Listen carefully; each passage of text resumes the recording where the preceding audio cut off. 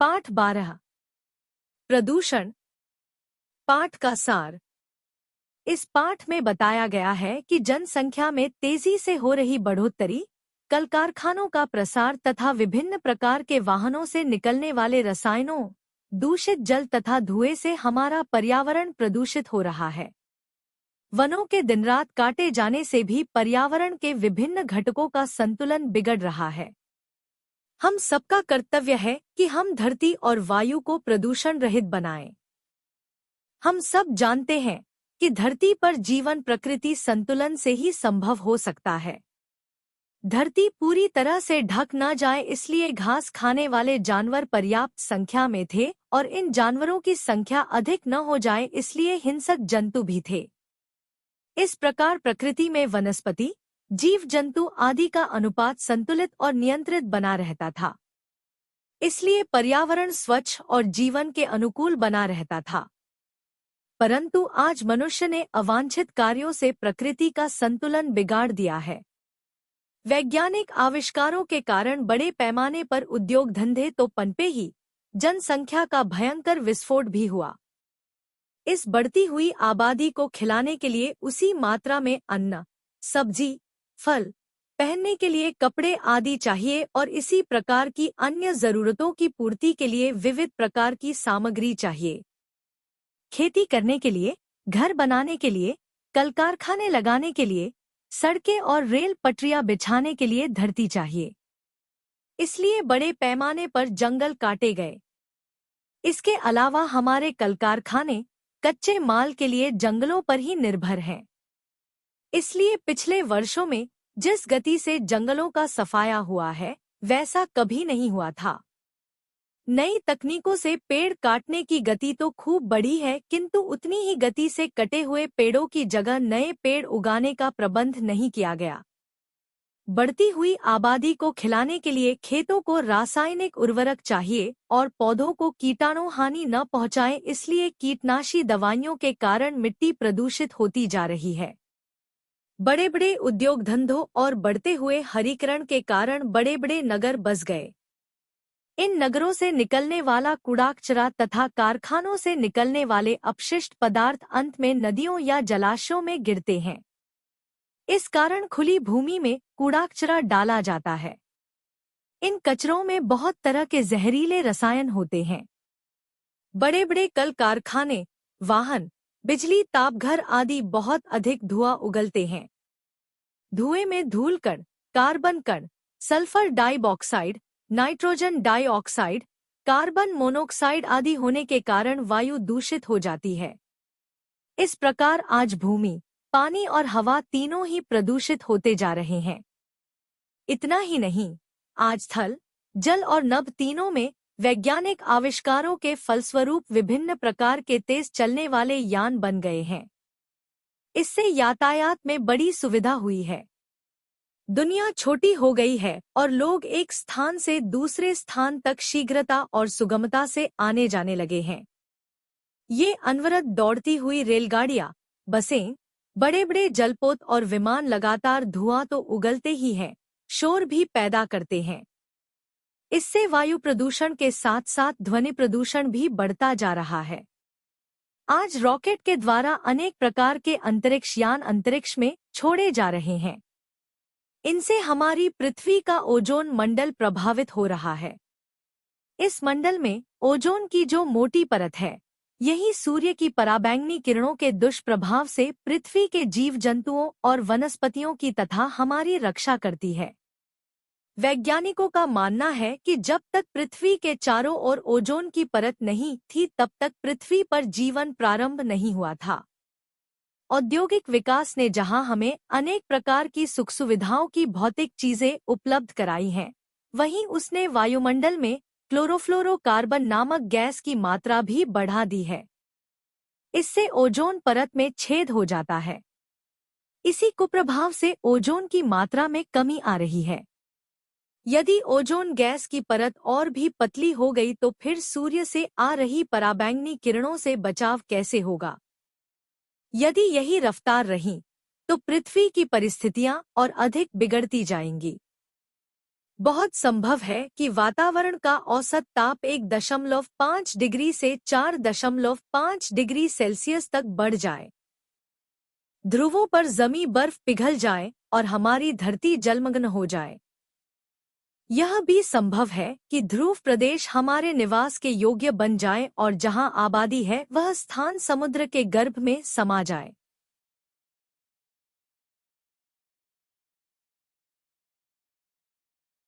आज चारों प्रकार के प्रदूषण, भूमि प्रदूषण, जल प्रदूषण, वायु प्रदूषण, ध्वनि प्रदूषण फैल रहे हैं। भविष्य में इसका दुष्प्रभाव कितना फैलेगा, बताना मुश्किल है।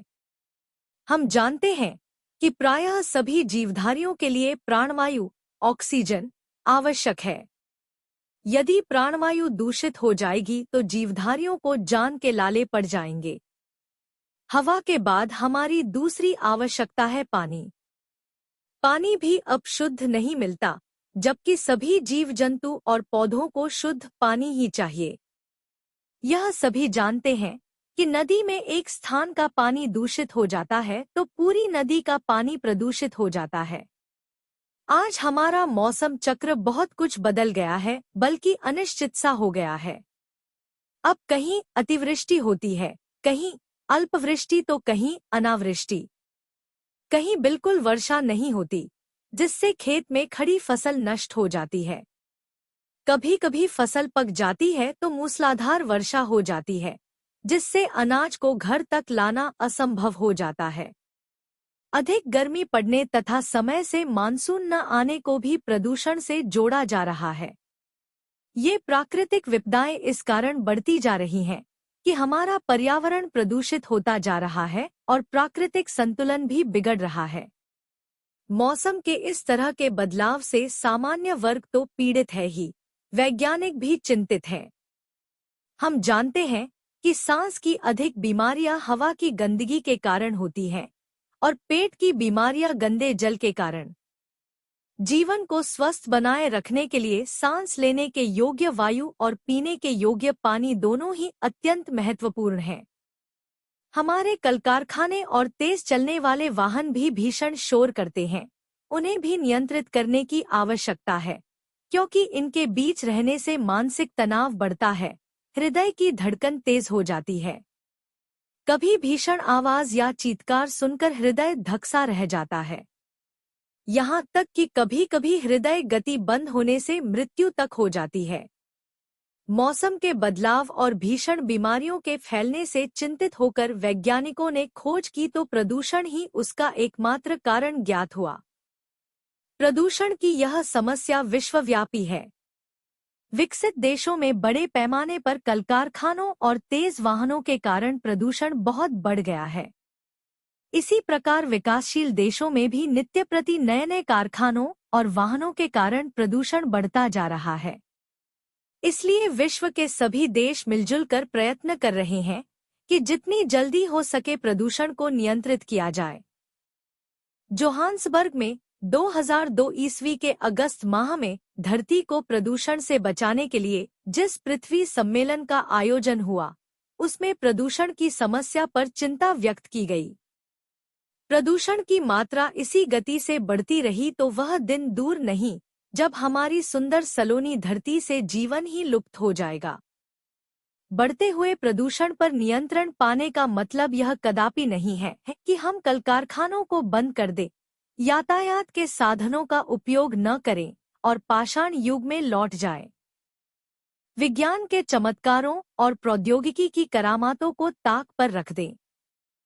वास्तव में समस्या का हल निरंतर हो रहे विकास को रोकने से नहीं है, बल्कि युक्तिसंगत समाधान खोजने में है। इसके लिए हम पृथ्वी से तालमेल रखें, अपनी धरती को हरा भरा बनाए रखें। यह प्रयास करें कि पृथ्वी का भंडार भरा रहे, धरती ऐसी बनी रहे जिस पर फूलहिंग फलहिंग विटप विधिनाना, मंजू बलित बर बेली बिताना, मंजू मंजुतर मधुकर श्रेणी, विविध बयारी बहाई सुख देनी, ऋतु वसंत बह विविध बयारी, सब कह सुलभ पदारथ चारी। हमारा पर्यावरण हमारा रक्षा कवच है। यह हमें प्रकृति से विरासत में मिला है। यह हम सबका पालनकर्ता और जीवनाधार है। वस्तुतः पर्यावरण रक्षण भारतीय संस्कृति से जुड़ा है। पेड़ पौधे और जानवर हमारे मित्र हैं। बड़े बड़े बाग बगीचों और पार्कों को शहर का फेफड़ा कहा जाता है। पीपल, बरगद, आम, नीम, जामुन, आंवला जैसे उपयोगी वृक्षों के रोपण को महान धार्मिक कृत्य माना गया है। ये कार्य प्रकृति एवं पर्यावरण के प्रति हमारी आस्था प्रकट करते हैं। इन कार्यों से हमें अच्छे संस्कार आते हैं। शिक्षा का सही लाभ तभी होगा जब हम अच्छे संस्कारों को बनाए रखें। पर्यावरण प्रदूषण को रोकने के लिए सबसे अधिक आवश्यकता इस बात की है कि प्रदूषक कार्यों को रोका जाए। सरकारी स्तर पर इस दिशा में अनेक कदम उठाए जा रहे हैं। इसके अतिरिक्त पर्यावरण प्रदूषण को रोकने में हम स्वयं भी सहयोग दे सकते हैं। हम गंदगी न फैलाएं और दूसरा यह कि जहां तहां कूड़ा कचरा आदि न फेंकें। वृक्षों की टहनियों को न तोड़ें। साथ ही अधिक से अधिक वृक्ष लगाएं। इससे वृक्षों की संख्या भी बढ़ेगी और वन महोत्सव के उद्देश्य भी पूरे होंगे। एक पंथ कई काज। इसी उद्देश्य से हम संकल्प कर लें कि अपने जन्मदिन पर अथवा अन्य किसी शुभ अवसर पर वृक्ष जरूर लगाएंगे। हरचरण लाल शर्मा।